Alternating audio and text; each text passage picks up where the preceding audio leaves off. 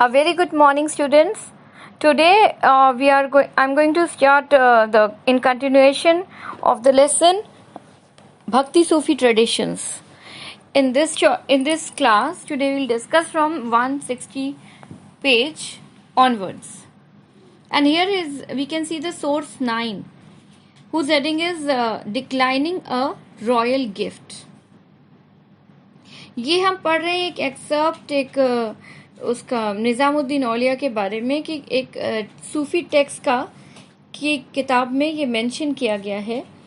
उसमें मेंशन किया है कि शेख निज़ामुद्दीन औलिया की जो दरगाह थी, जो हॉस्पाइस यानी कि खानका जहाँ वो लोग रिसाइड करते थे, उनके हॉस्पाइस की है कि एक जो इसको लिखने वाले ऑथर हैं आमिर हसन शिजी।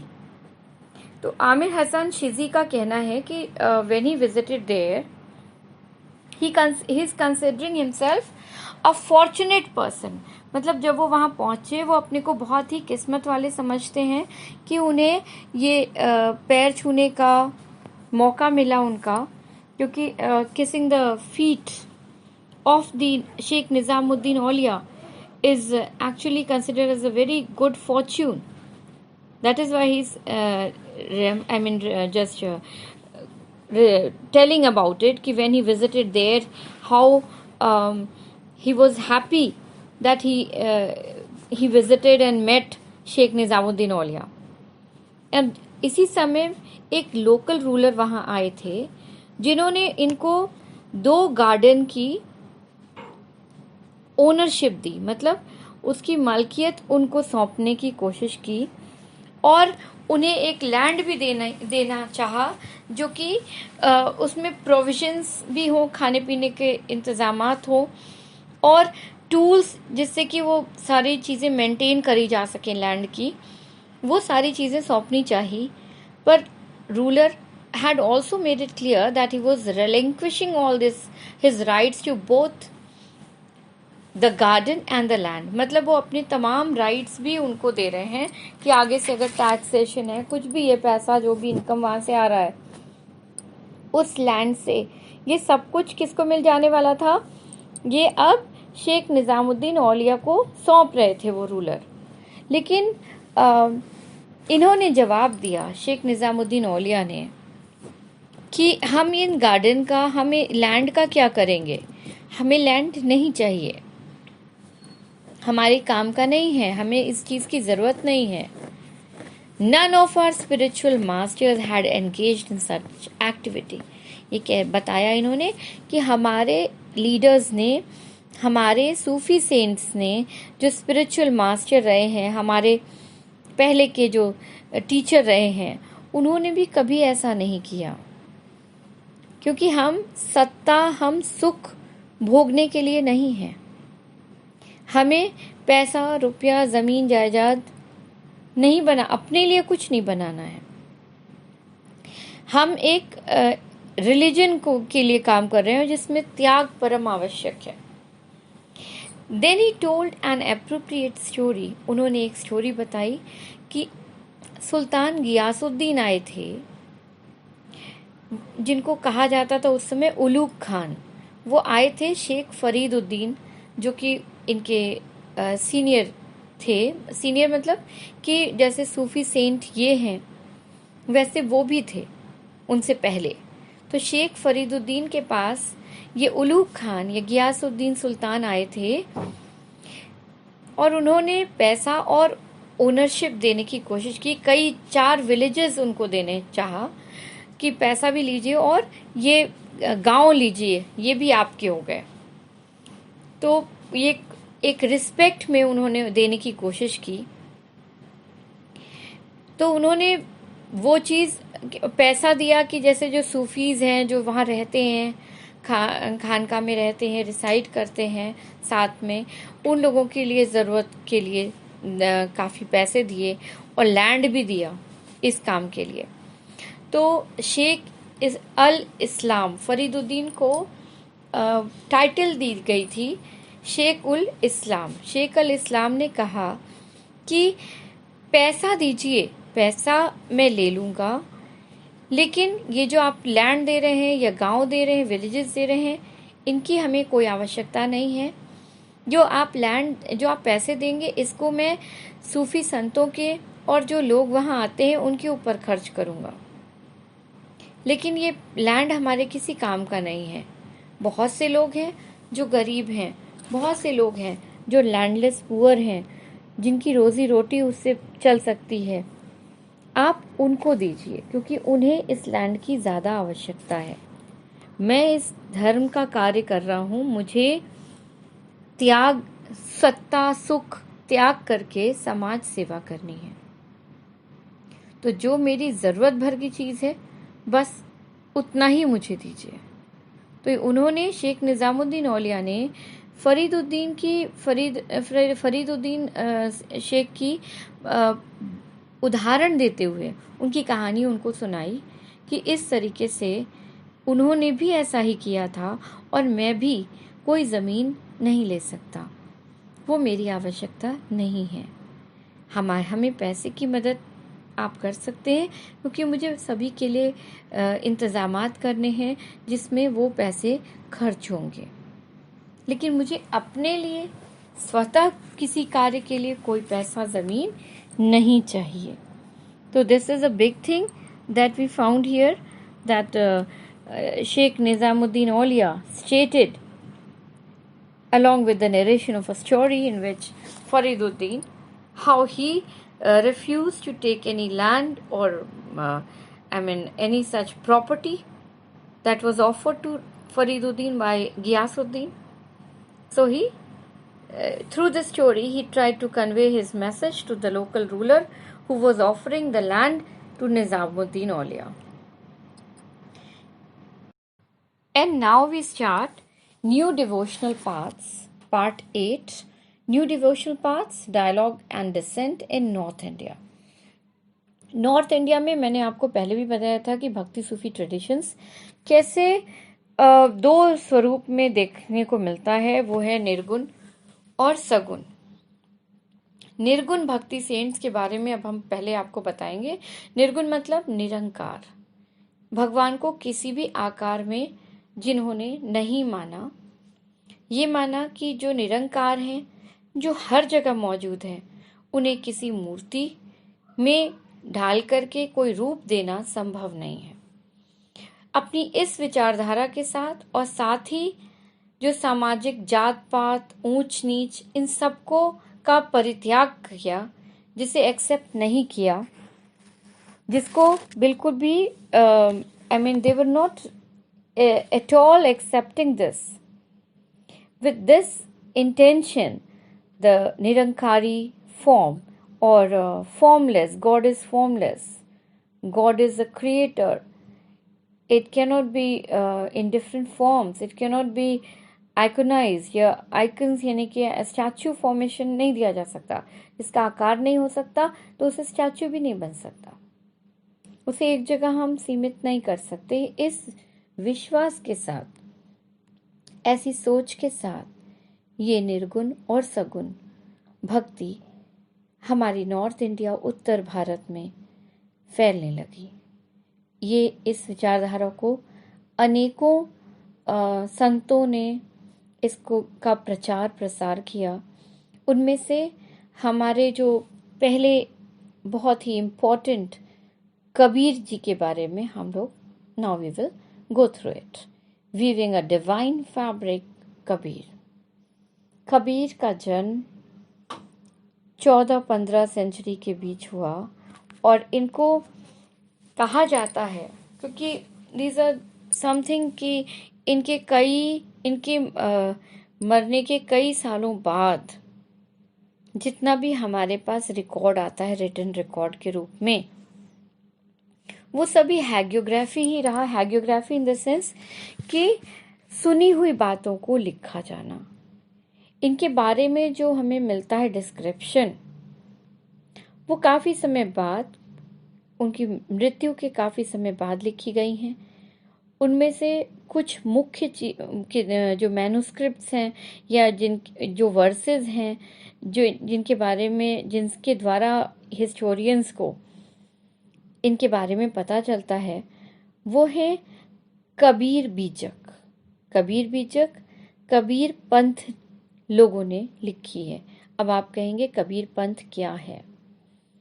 जब कबीर जी ने इस सोच को प्रचार प्रसार किया कि किसी भी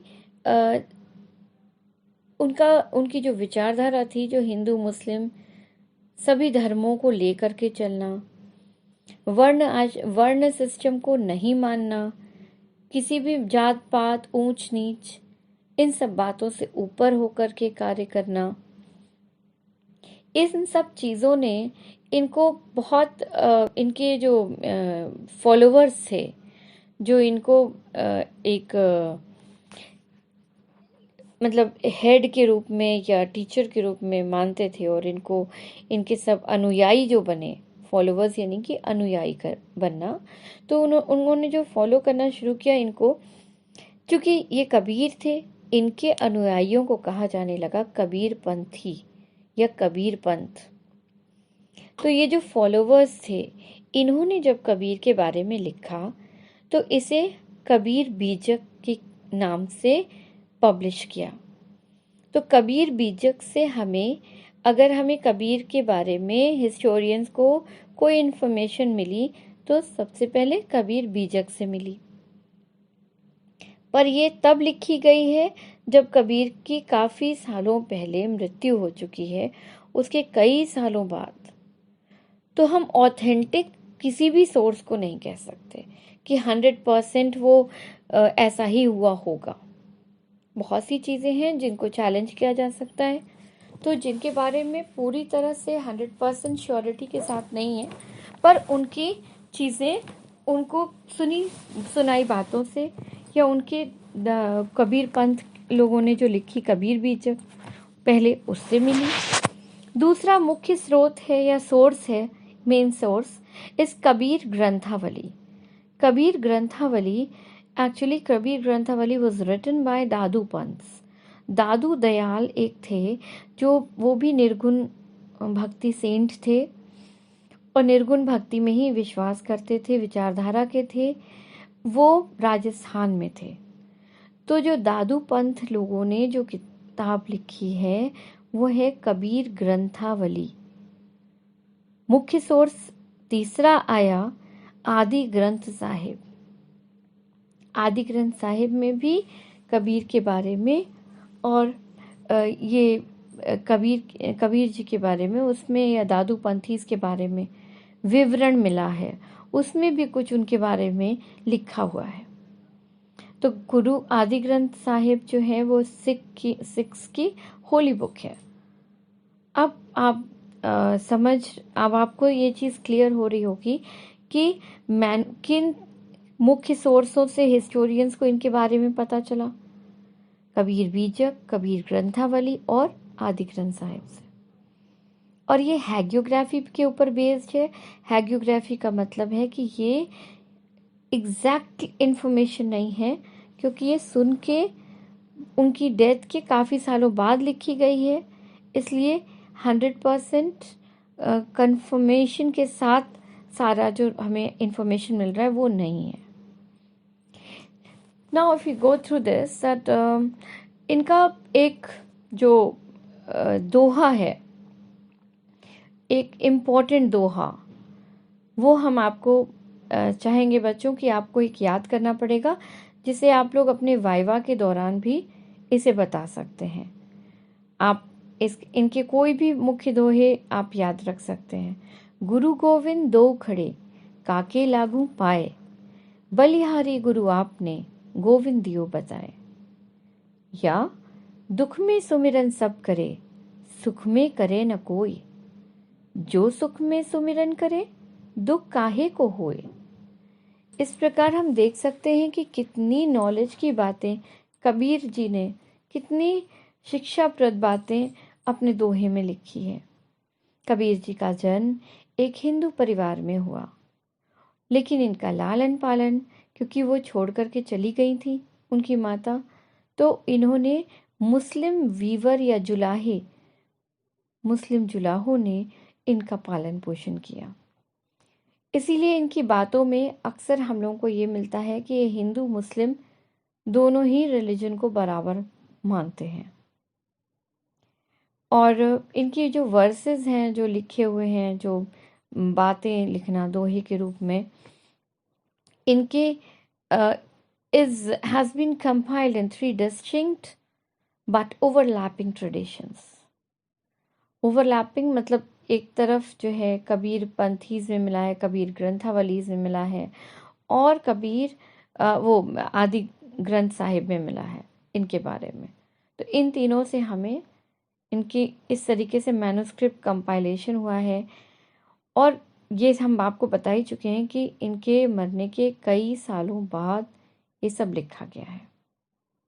19th century anthologies of verses यानी दोहास attributed to him, जो 19वीं शताब्दी में इनके बारे में जो दोहे इनके छपे पूरे लगभग उत्तर भारत में और गुजरात, महाराष्ट्र, बंगाल तक, मतलब पूरे ईस्टर्न भारत में चला गया, बंगाल तक, गुजरात तक है ही, और महाराष्ट्र तक इनका फेमस हो गया, because it was in now in circulation that everybody was reading and getting so much of information.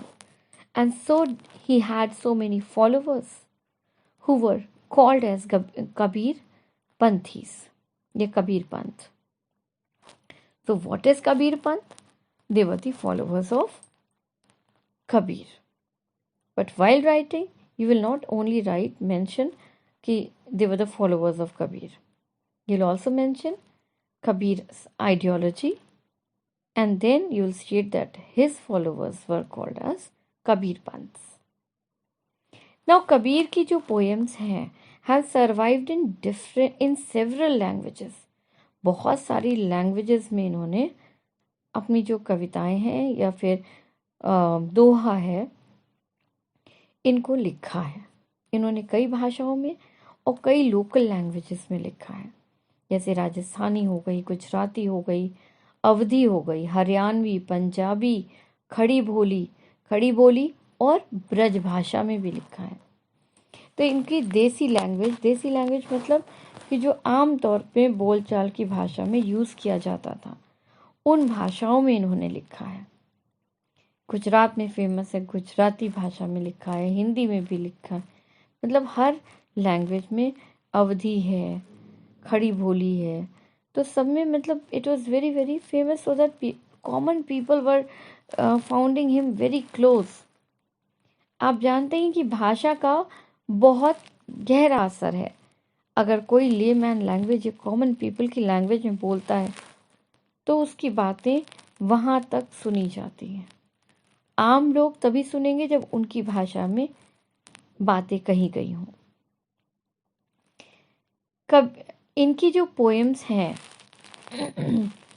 कुछ निर्गुण पोएट्स भी थे जो संत भाषा, जिनकी भाषा को संत भाषा मतलब घुमा फिरा के बोलने का तरीका था। एक था उलट बंसी। उलट बंसी का जो लिटरल मीनिंग है अपसाइड डाउन सेइंग, पर ये उलट बंसी का जो प्रॉपर अगर हम पूछे उलट बंसी है क्या, लिटरल मीनिंग एग्जैक्ट ट्रांसलेट कर देंगे तो अपसाइड डाउन सेइंग है, लेकिन इसकी मीनिंग है कि अगर हम बात को सीधे ना बोल करके घुमा फिरा के कहें, एक कविता के द्वारा हम अगर घुमा फिरा के अपनी बात को कहते हैं तो उसे कहते हैं उलट बंसी। They are written in a form in which everyday meanings are inverted. These hint at the difficulties of capturing the nature of the ultimate reality. Expression such as the lotus which blooms without flower, or the fire raging in the ocean, convey a sense of Kabir's mystical experience. मतलब समुद्र में आग लगा देना, तो एक तरह से क्या है, असंभव कार्य करके दिखाना। एक उलट बंसी अपनी बात को रख रहे हैं, उसका मतलब भी है, मीनिंग भी है, बट वो सीधे नहीं बोल रहे, अलग तरीके से बताना। If you are not saying directly, but saying through the medium of poem by twisting the language, it is termed as Ulat Bansi. I hope you all are now very clear what was the Ulat Bansi. And now, also striking is the range of traditions Kabir drew on to describe the ultimate reality. These include Islam. He described the ultimate reality as Allah, Khuda, Hazrat, Peer. He also used the term drawn from Vedantic traditions, Alak. अलख निरंजन कहते हैं ना, अलख Niranjan, the unseen. Niranjan कहते हैं, अलख निरंजन मतलब अलख मीन्स कि जिसको देखा नहीं, निरंजन मतलब फॉर्मलेस, अलख निरंजन, राइट. फिर मतलब इन्होंने एक तरफ दोनों ही रिलीजन को समाहित किया हुआ है अपनी बातों के द्वारा, क्योंकि जैसा आप जानते हैं वो हिंदू विमेन से, मतलब his mother was he was born to Hindu women, but he was brought up by Muslim weavers. So in his saying we can clearly see both the religions were equally given importance. अगर वो एक तरफ वैदिक traditions के भी terms को use कर रहे हैं, दूसरी तरफ इस्लामिक ट्रेडिशंस के भी वर्ड्स को यूज़ कर रहे हैं, टर्म्स को यूज़ कर रहे हैं. ब्रह्मा, ब्राह्मण, ब्राह्मण, आत्मन मतलब आत्मा है, और ब्रह्म, ब्रह्म मतलब ईश्वर. Other terms with mystical connotations such as शब्द, sound और शून्य, emptiness, were drawn from yogic traditions. तो योगा भी क्या है, हिंदू रिलीजन का पार्ट है, तो योगिक ट्रेडिशंस को भी फॉलो करते हैं. ये शून्यता की बात करते हैं और शब्द, साउंड की बात करते हैं. तो ये दोनों चीज़ें क्या है, आपके योगिक ट्रेडिशंस की विचारों को प्रकट करते हैं. ये भी कहा जाता है कि ही लेड, इनकी जो अगर टीचिंग्स में हम देखते हैं तो he laid emphasis on Hindu Muslim unity. He had no faith in casteism and untouchability. He also was not accepting Varna. That means he rejected Varna system. He believed in secular ideology because he is accepting every religion a similar way. So we can see that how इन्होंने एक चीज़ और उल्टी करने की कोशिश की कि जैसे बोलते हैं कि अगर हम काशी में मरेंगे तो स्वर्ग जाएंगे, तो बाकी समय वो वहाँ पे रहे, लेकिन जैसे ही उनकी डेथ का समय आया वो चले गए मगहर. माना जाता था कि जो मगहर में मरेगा वो नर्क में जाता है. तो इस बात को, इस कथन को गलत साबित करने के लिए वो मरते समय मगहर चले गए.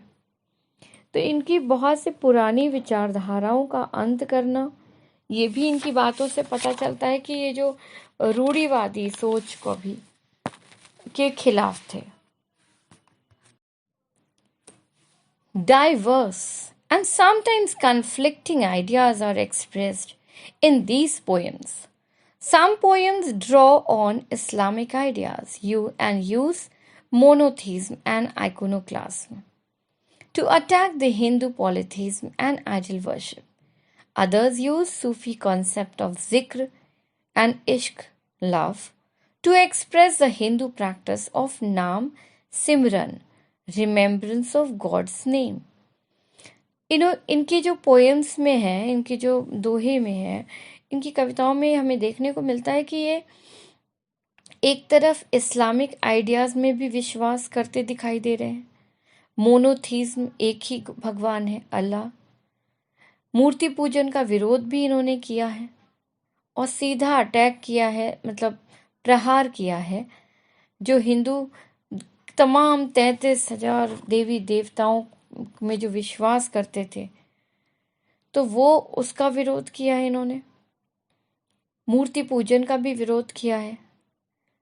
इन्होंने बहुत से और इस्लामिक चीज़ों को का प्रयोग किया है, जैसे कि सूफी के कॉन्सेप्ट जिक्र का। जिक्र जो है या इश्क है, ये भगवान का जो नाम लेना। हमारे हिंदू प्रैक्टिस में नाम सिमरन मतलब भगवान का नाम बार बार लेना। तो नाम सिमरन की जगह इन्होंने यूज़ किया है कॉन्सेप्ट जिक्र। तो इन्होंने जो जो इस्लामिक ट्रेडिशंस को ज़्यादा तवज्जो दी है, जहाँ पे उन चीज़ों का भी यहाँ पे मेंशन किया है। Were all these composed by Kabir? We may never be able to tell with certainty, although scholars have tried to analyze the language, style, and content to establish which verses could be Kabir's. तो बहुत सी चीज़ें जो इनके बारे में हमें मिली हैं, वो हम पूरे 100% श्योर नहीं हैं कि ऐसा हुआ होगा या कबीर ने ऐसा कहा है, क्योंकि काफ़ी समय बाद चीज़ें लिखी हुई मिली हैं, उनके मरने के काफ़ी बाद लिखी गई हैं। तो इसमें 100% हम श्योरिटी के साथ नहीं कह सकते।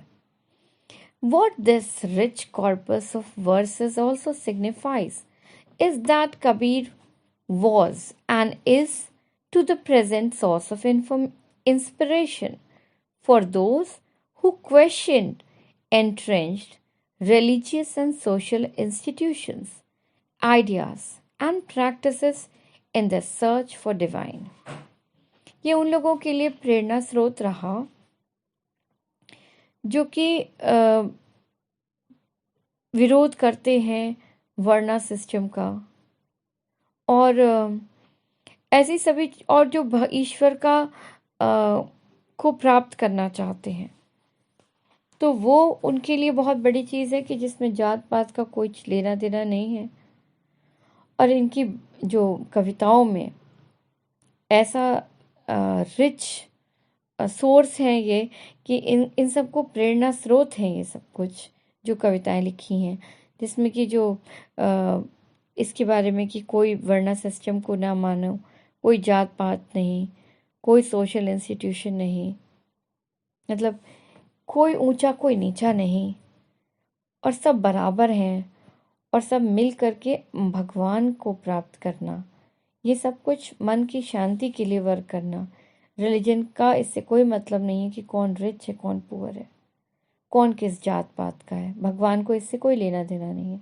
भगवान का एक ही फॉर्म है और उसको हम कोई फॉर्म में नहीं डाल सकते, एक ही ईश्वर है। तो इस तरीके की बातें हर फोल्ड के लोगों को, हर रिलीजन के लोग इनसे अट्रैक्ट हुए, इनकी बातों से अट्रैक्ट हुए।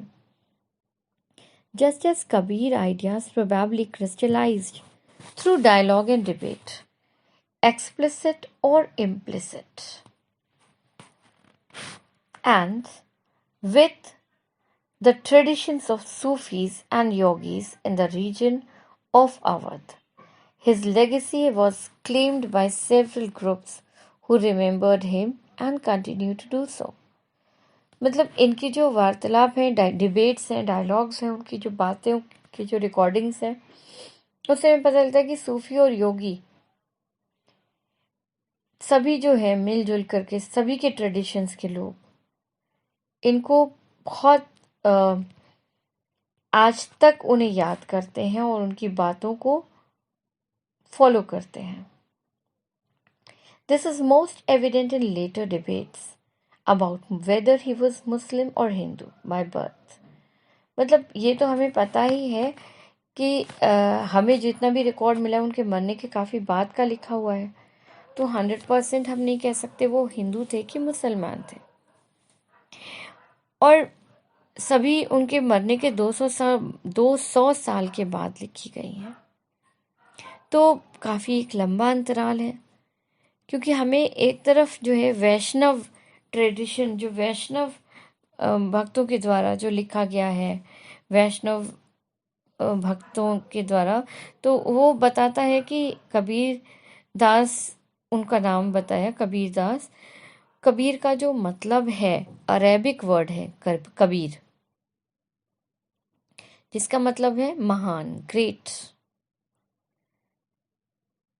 तो कबीर दास को बताया है कि वो एक हिंदू थे और बॉर्न टू हिंदू, बट उनकी जो पालन पोषण किया है वो मुसलमान वीवर्स ने किया है, या जुलाहे कहे जाते थे, वीवर मतलब जुलाहे। तो दिस वाज सजेस्टेड, और उनके जो गुरु का नाम है, उनके गुरु कौन थे कबीर के गुरु, तो वो थे रामानंद। तो ये सारी चीज़ें जो हमें वैष्णव ट्रेडिशंस के द्वारा मिली हैं। हाउएवर, अब इसको जो है हम 100% श्योरिटी नहीं मांग रहे हैं, क्योंकि बार बार मैं आपसे बता रही हूँ कि कबीर के मरने के 200 साल के बाद ये सब लिखा गया है।